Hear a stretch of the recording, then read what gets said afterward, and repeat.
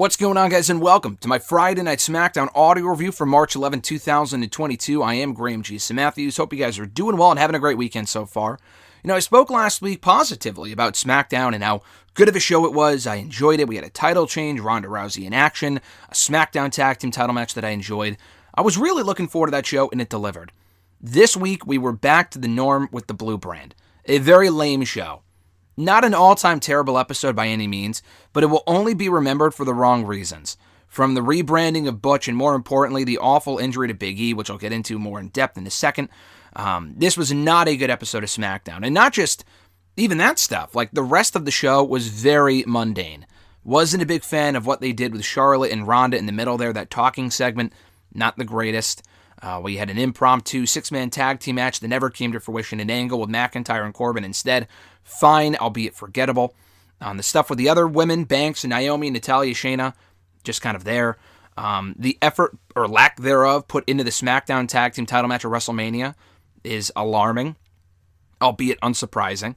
The main event was good. I did like Ricochet and Sami Zayn, the rematch for the Intercontinental Championship, in that brief angle they did with Pat McAfee and Austin Theory at ringside, and also what they did at the beginning of the show with Lesnar and Paul Heyman. But that was not enough to salvage this show. This was a very lackluster edition of SmackDown that kind of illustrates a bigger issue with the Friday night show going into WrestleMania. At least with Raw, Raw's been a far better show than SmackDown for quite a while now. I would probably go back to the draft for that, and I've talked about that countless times before. We won't go too much in depth with that here today. But going into WrestleMania, the matches that we have on tap, Zayn and Knoxville honestly could be a guilty pleasure. I'm not even dreading that match. The SmackDown Tag Team title match is so fucking lazy. Ricochet, I'm not even sure he'll defend the championship at WrestleMania. The six-man, it looked like they were setting up with the New Day and Sheamus and Butch and Ridge Holland. Can't say I give a fuck, really. That's obviously not happening at this point anyway. But even if it was, I just can't really say I care. Charlotte and Ronda, I thought the feud would improve. What they did at the end of the show is fine, but the feud has just really been lacking. It's just kind of there. I'm just kind of banking on the match being good, honestly. If anything, the feud itself has not been special at all. And like I said, I've been enjoying what they've done with Roman and Brock and Heyman dating back to SummerSlam. But, and we'll have Roman back on the show next week. He was not on this show. But that is not enough to make SmackDown worthwhile right now. The women's tag team title division, a complete and utter fucking mess.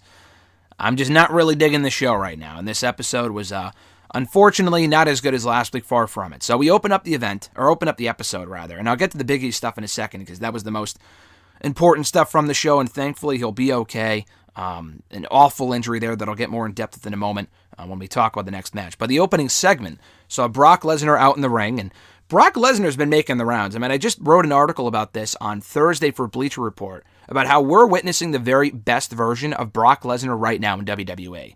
From the promos being entertaining, him showing more personality and charisma, from the matches feeling more must-see, the long-term storytelling there with Roman Reigns. I've been digging almost everything Brock has been doing since coming back at SummerSlam, and this was no exception. The guy is funny as fuck.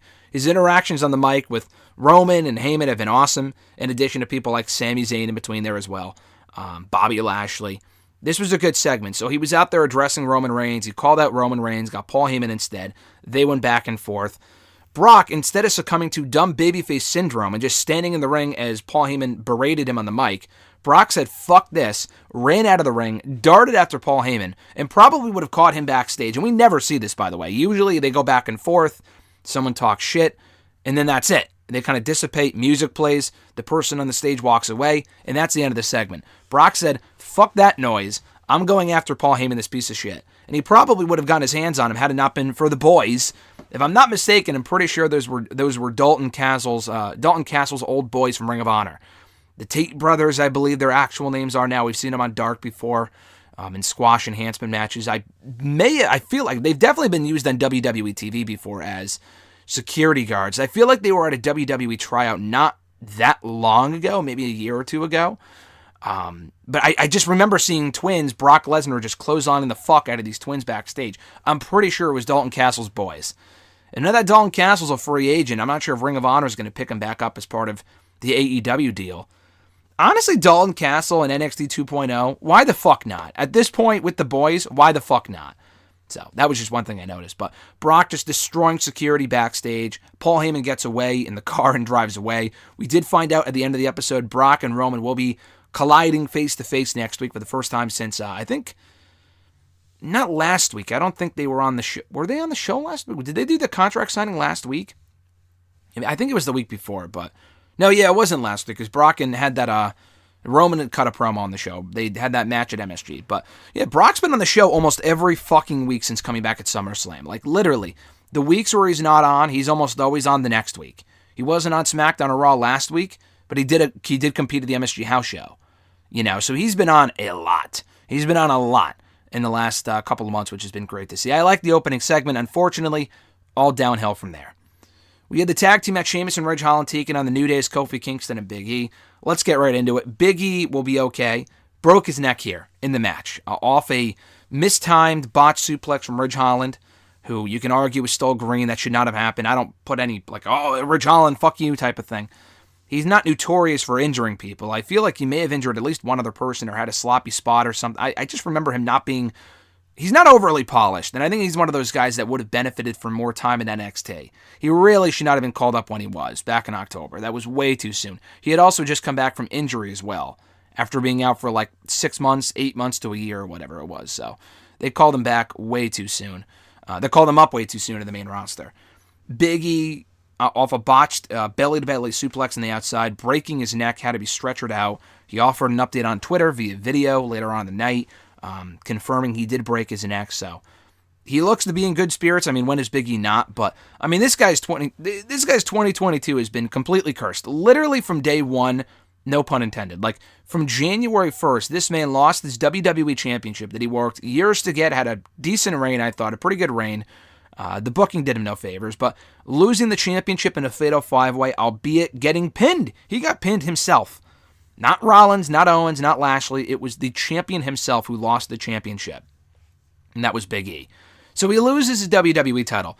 As if that's not enough, he gets shipped over to SmackDown for no real reason, logically, from a storyline standpoint, reunites with the New Day, and completely forget that championship run ever even happened.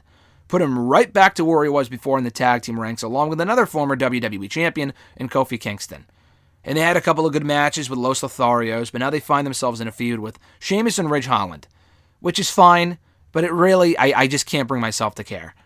Per reports, I think per Fightful Select, they had reported this morning or late last night, the original WrestleMania plan, had Big E not gotten hurt, was all of New Day, because we haven't seen King Woods in about 2 months. He was in that tag team street fight with Kofi against the Usos at the show that I was at here in Connecticut on the first SmackDown of 2022. They lost that match. I think he may have been injured in that match. He wasn't cleared for the Rumble, but he did get cleared right after that, I think. I think Fightful reported a week or two later, yeah, he's good to go. And that was a month ago. I know he's busy doing the whole, that company G4 that he's a part of, that gaming stuff. I know he's busy doing other stuff, but he was pulling double duty before. And if he's cleared to come back, I'm not really sure why they wouldn't have brought him back yet. Very weird. But that was apparently the plan, was to do that 6-man tag team match with all of New Day. And again, I don't want to take away from what else happened here, but Big E's thing was the biggest talking point from the segment because his health is most important. Secondary to that, though, the 6-man tag team match they were setting up for Mania with all of New Day was going to be against Sheamus, Ridge Holland, and Butch, as they refer to him as. If you're wondering who Butch is, it's Pete Dunne, the rebranded Pete Dunne here on SmackDown. Showing up backstage, being introduced by Sheamus, looking fucking ridiculous, dressing as Sheamus does with the wife beater, that cap that he wears. And honestly, I don't hate the idea of Pete Dunne being with those two. To an extent, it makes sense. He has history with him and Ridge were buddies before Ridge got called up. They were kind of allies in that Pat McAfee stable, and now Pat McAfee's on SmackDown, so that whole stable's on SmackDown now, except for Oni and Danny, who got fired last year. Just bring them in, too. But they would have been perfect fits for Sheamus' group. Sheamus having 2 little minions with Oni and Danny, honestly would have been really fucking cool, I think, but that's not going to happen at this point. So Ridge and Pete have history. Sheamus and Pete Dunne has potential as a pairing. I don't think Pete Dunne needed to be inserted into this storyline. They need more stars, more single stars. And now I fear the fuck for LA Knight. what the fuck they're going to rebrand him as or how they'll use him on the main roster. Pete Dunne is a star. They just automatically bring him up in this dumbass gimmick, looking fucking ridiculous with a dumb new name for literally no reason. The same man who has been in this company for 5 fucking years. This is even worse than the Walter one, which I thought was impossible, but this is actually worse. It's a worse name. It's not even, like, at least with Walter, the name is awful. Gunther, I think, is stupid. I'm sorry for anyone named Gunther. I think it's dumb. The idea of it was also ridiculous because he's been here for years. He held a fucking title for like 2.5 years. To change his name now was ridiculous. But at least he's still Walter in the ring. You know, they haven't really changed the presentation of Walter. Pete Dunne, I guess it's not like he's out there dressed like a clown. But this man was literally Pete Dunne for 5 fucking years. In this company. It has made appearances on the main roster before. At Survivor Series. He was in the Rumble. He's been in NXT and NXT UK for years. He was the NXT UK champion for 2 fucking years. And every former WWE United Kingdom champion should be worried. There's only been 3 former ones beyond Ilya Dragunov. Tyler Bate should not pick up his fucking phone. If he gets anywhere close to NXT or WWE's main roster, he is fucked. I guarantee you the reason they did this was because they can't trademark Pete Dunne. Pete Dunne, I believe, is his either actual name or he's been using that ring name since he came to WWE. So they like to change everything. They want ownership over everything at this point, probably after seeing what happened with Adam Cole. Oh, when we let you use your real name, pal, then if you leave, then blah, blah, blah. We don't want you using that name and taking your equity elsewhere or whatever. So I would assume that's the reason. Because why now? Why not change it in NXT? I mean, he's been in NXT. They probably just wanted to wait until he was on the main roster. The gimmick sucks. He looks ridiculous. The name is awful. This is fucking dumb. This is really dumb. Obviously, you could find worse ways to book this guy, but he's damaged goods from the get-go. I mean, even Doudrop. Doudrop is an awful name, and I'm not even giving this company the benefit of the doubt at this point. I mean, you can't. They brought in Piper Niven as Doudrop. They offered a storyline explanation for why she would be known as Doudrop, even though the commentators completely ignored all of her history from NXT UK, which also makes no sense. But again, she was only there for 2 years. Pete Dunne's been here for fucking 5.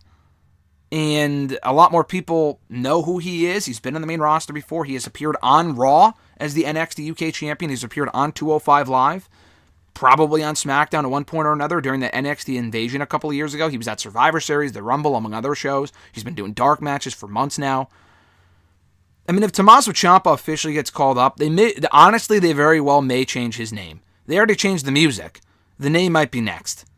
Because they need ownership over everything. That's even assuming Ciampa gets called up and they don't fire him first. Because that is also a very real possibility. Man, this is so fucking dumb now. It is just completely ridiculous. To pretend like this guy that I don't know if they're ignoring his history or not. I didn't really pay too much attention to commentary. Did they refer to him as a former NXT UK champion? An NXT superstar as of, a week or 2 ago? Pat McAfee out there acting like a moron. Assuming they're pretending they don't know who he is. The same man he went to War Games with and teamed with and aligned with for months. For fucking months. And they're going to pretend like, we don't know who he is. Pat McAfee, all people, is just ridiculous. Beyond dumb. Again, I fear for LA Knight. I fear for anyone that is on the verge of getting called up. Braun Breaker already has a dumb name, so they probably won't change that. But Ciampa, I fear for. Pete Dunne, I fear for. I'm fearing for right now. LA Knight. I shouldn't be surprised at this point. I guess I'm not. But it's just, it doesn't get any dumber. I mean, they just keep getting worse with some of these names. It doesn't pass the name test, my man. I mean, it's fucking stupid. As RJ has told me before, it doesn't pass the name test, and I completely agree. So stupid. Drew McIntyre and the Viking Raiders were supposed to take on Happy Corbin, Jinder Mahal, and Madcap Moss in a 6-man tag team match. The Viking Raiders were attacked beforehand backstage, so McIntyre was on his own. Match never happened, so instead it turned into a 4-on-1 attack. McIntyre had to take on and successfully did fend off Corbin, Moss, Mahal, and Shanky all on his own. All on his own. And Shanky's like 8 feet tall. I mean, the guy's awful in the ring, but he's 8 feet tall. I mean, how are we supposed to take Corbin as a threat to this guy at WrestleMania? I mean, he's not going to win. The feud sucks. The storyline has sucked. The segments have been just completely goofy. The Corbin and Moss characters are terrible. This sword shit is stupid. This was just a complete waste of time. I mean, they're really just trying to kill time before Mania with this feud, and McIntyre could not move on from it soon enough. And I'm sure we'll get a rematch at WrestleMania Backlash in some sort of dumb stipulation match. I guarantee it. Charlotte Flair interrupted Ronda Rousey. They kind of went back and forth on the mic a bit. You know, Charlotte's trying. Ronda, she's getting better with her promo. She's trying too. She's just not a natural on the mic. I've said this before, but less is more with Ronda Rousey on the microphone. She's not a great talker. I think she can work well as a babyface. She did 4 years ago. But I don't know, man. Just what they've been having her do, and it just comes off as fake and phony. It's just silly. So I didn't like this segment really a whole lot. It wasn't terrible, but it didn't really inspire a lot of confidence or enthusiasm in regards to my excitement for the match of Mania, which I am looking forward to as a match. As a feud, this has been very lame, very lackluster. So, again, not a terrible segment, but like the actual promos and mic work here was not the strongest. Thankfully, they kind of made up for it at the end of the show by brawling backstage in the parking lot. Reminiscent of when they did the same thing with Becky Lynch right before WrestleMania 35 on Raw. That very memorable go-home angle that I've seen a million replays of over the last 3 years. You know, that was well done. Hopefully that kind of ups up the intensity a bit, because right now it's just kind of there. The feud is literally just there, and this is literally the main event of WrestleMania. It's amazing how SmackDown has been really prominently featuring both main event matches at Mania for both Night 1 and Night 2, and SmackDown is still an awful show. It really is impressive. We had Sasha Banks and Naomi teaming up to take on Natalya and Shayna, successfully beating the duo. There was a report circulating earlier in the day. I don't know if it was from Meltzer or Fightful. I don't remember who was responsible for the report. But it was reported, maybe PW Insider, but it was reported that Natalya and Shayna would very likely be added, and still could, be added to the WWE Women's Tag Team title match at WrestleMania, thus making it, wait for it folks, a fatal 4-way tag team title match. Why does that sound familiar? Because we had the exact same fucking thing 3 years ago at WrestleMania 35 with Sasha in a tag team and, not Tamina, Natalya also in a tag team with Beth Phoenix. They just changed partners. The amount of partners that Natalya has had is ridiculous. She teamed with Tamina. She won the gold with her. She teamed with Lana for a little while. I mean, I'm sure she teamed with Beth Phoenix. She teamed with Ronda Rousey. Jesus fucking Christ. This woman Natalya just needs to go away. I mean, I'm not saying I want her in the SmackDown Women's Tag Team, on the women's title picture, the main women's title picture. But just giving her tag team partner after tag team partner is just so lazy. This is literally like her fifth partner in 3 years. She went from Lana... She went from Ronda to Beth to Tamina, and there was probably a partner, to Lana actually, in 2020, and she probably had partners in between there that I'm not remembering. From Lana to Tamina, now it's a very likely Shayna Baszler, because they have nothing else for Shayna to do, apparently. The match was just kind of there, short. Who cares? Queen. Wait, weren't we supposed to get Sasha Banks and Queen Zelina on this show, by the way? The fuck happened with that? Maybe, did we get that last week and I just don't remember? I legitimately don't remember. I'm pretty sure that was advertised, though. Sasha versus Queen Zelina. And I thought Natalya and Shayna might win here to kind of add them to the match, and hopefully that does not happen. Not everyone needs to be at WrestleMania. Not everyone needs to be on every pay-per-view. I mean, if they want to do the Battle Royal, cool, but who gives a shit? I mean, that might as well be the Battle Royal if that's what they're going to do. To me, it's just so fucking lazy. And it's impossible to care. Sasha has never meant less in this company. She really hasn't. I mean, she's just kind of there. She's over. She gets big reactions. I don't even know if we've heard her speak on SmackDown. I know she's been on Talking Smack. On SmackDown itself, have we even heard her speak? I don't think so. Who cares? Rick Boogs took on Jey Uso after Shinsuke Nakamura and Rick Boogs interrupted the Usos for attacking them last week. The Usos idiotically agreed to give Boogs and Nakamura a tag team title match at Mania if Boogs beat Uso here, which he did in a matter of minutes. It was very quick. It was a nothing match. I don't care about this feud.